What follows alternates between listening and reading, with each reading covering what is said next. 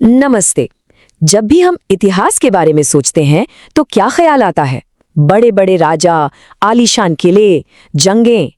लेकिन आज हम उस इतिहास की बात करेंगे जो इन किलों की दीवारों के बाहर लिखा गया था। ये कहानी है जनजातियों की, खानाबदोशों की और उन समुदायों की जिनकी दुनिया बिल्कुल अलग थी। चलिए इतिहास के उन पन्नों को खोलते हैं जिन पर अक्सर हमारी नजर नहीं जाती। हम अक्सर बड़े बड़े साम्राज्यों के बनने और बिखरने की कहानियां ही पढ़ते हैं, पर क्या इतिहास का मतलब बस इतना ही है? क्या बड़े शहरों और राजमहलों से दूर कोई और दुनिया भी बसती थी? बिल्कुल बसती थी।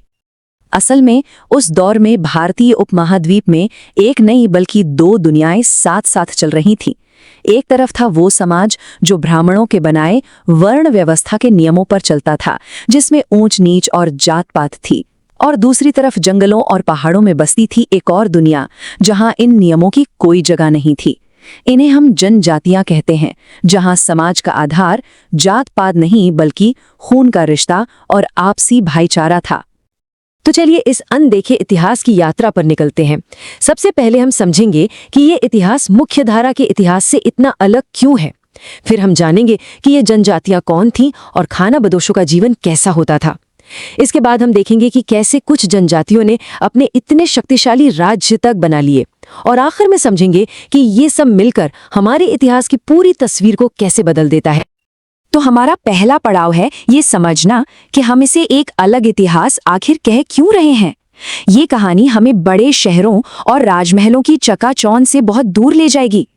तो जब हम शहरों से परे इस दुनिया की बात करते हैं तो सवाल उठता है, आखिर ये जनजातीय समाज कौन थे? ऐसी क्या खास बात थी इनमें जो उन्हें वर्ण व्यवस्था वाले समाज से बिल्कुल अलग बनाती थी? देखिए, जनजातीय समाज की सबसे बड़ी पहचान थी कुल या कबीला। इसका सीधा सा मतलब था कि कबीले का हर सदस्य खुद को एक ही पूर्वज की संतान मानता था। यही खून का रिश्ता उनकी एकता और सामाजिक बनावट का सबसे मजबूत आधार था। कोई बाहरी नियम नहीं, बस अपनेपन का बंधन। और ऐसा बिल्कुल मत सोचिएगा कि ये लोग किसी एक छोटी सी जगह पर रहते थे। पंजाब के खोखर और गक्खर कबीलों से लेकर पश्चिमी हिमालय के गद्दी और उत्तर पूर्व के नागा और अहोम तक ये जनजातीय समुदाय पूरे उपमहाद्वीप में फैले हुए थे। इनका रहन सहन भी एकदम अलग था। ये खेती, शिकार या पशुपालन से अपना गुजारा करते थे। और सबसे खास बात ये थी कि जमीन और चारागाह किसी एक की जायदाद नहीं बल्कि पूरे कबीले की साझा संपत्ति होती थी। वे अपना इतिहास लिखते नहीं थे बल्कि कहानियों और गीतों के जरिए उसे पीढ़ी दर पीढ़ी जिंदा रखते थे। अच्छा, इन बसे हुए जनजातीय समाजों के अलावा एक और समूह था जो हमेशा सफर में रहता था। ये थे खानाबदोश और भ्रमणशील समूह। ये लोग असल में शहरों की दुनिया और कबीलों की दुनिया को जोड़ने वाली एक बहुत जरूरी कड़ी थे। इनमें सबसे मशहूर थे बंजारे। वे अपने जानवरों के काफिले के साथ घूमते थे, जिसे टांडा कहा जाता था। सोचिए, ये गांव से अनाज खरीदकर शहरों तक ले जाते और शहरों से जरूरी सामान वापस गांव तक पहुंचाते थे। एक तरह से वे उस जमाने की अर्थव्यवस्था की चलती फिरती जीवन रेखा थे।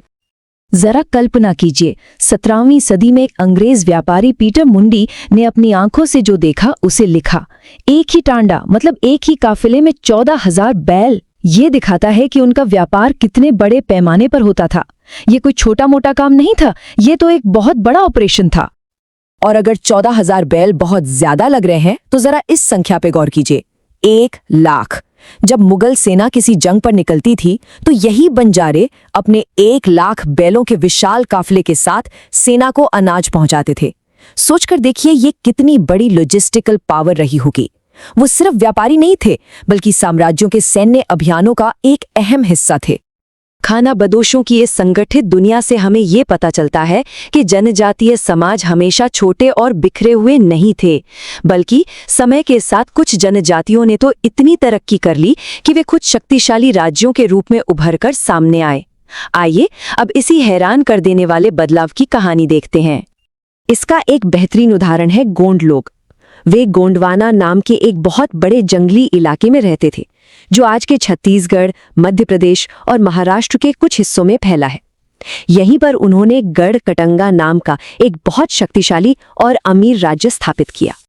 और ये कोई साधारण राज्य नहीं था। उनकी प्रशासनिक व्यवस्था तो कमाल की थी। पूरा राज्य गढ़ में बटा था और हर गढ़ एक खास गोंड कुल के कंट्रोल में था।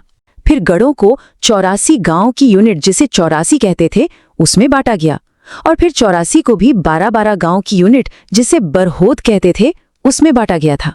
ये एक बेहद व्यवस्थित और सेंट्रलाइज्ड सिस्टम था। अब सवाल उठता है कि जंगल में बसा एक राज्य इतना अमीर कैसे हो गया? इसका जवाब था हाथी।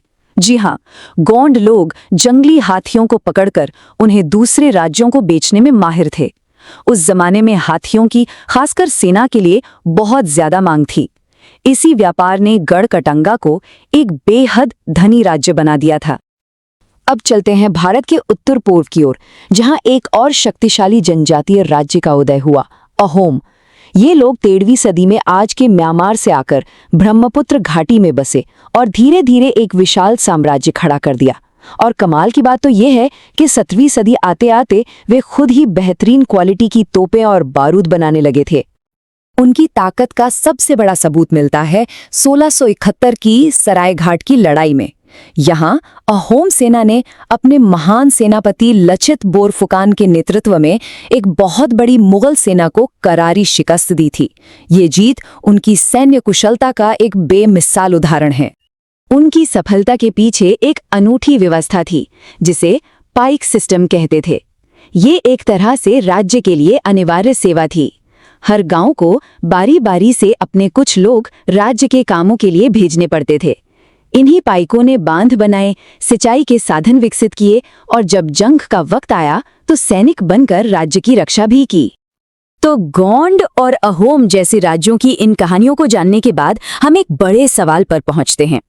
क्या ये जनजातीय समाज और बाकी दुनिया वाकई एक दूसरे से कटे हुए थे, या फिर इनकी कहानियां आपस में गुंथी हुई थी?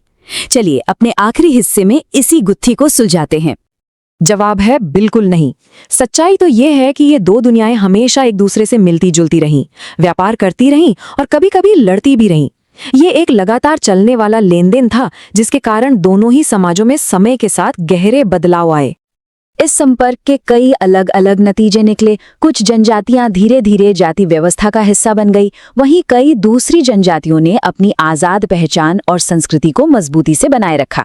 और जैसा कि हमने गोंड और अहोम के उदाहरण में देखा, कुछ जनजातियों का तो जबरदस्त उदय हुआ और उन्होंने अपने इतने शक्तिशाली राज्य स्थापित कर लिए कि वे बड़े बड़े साम्राज्यों को भी चुनौती देने लगे।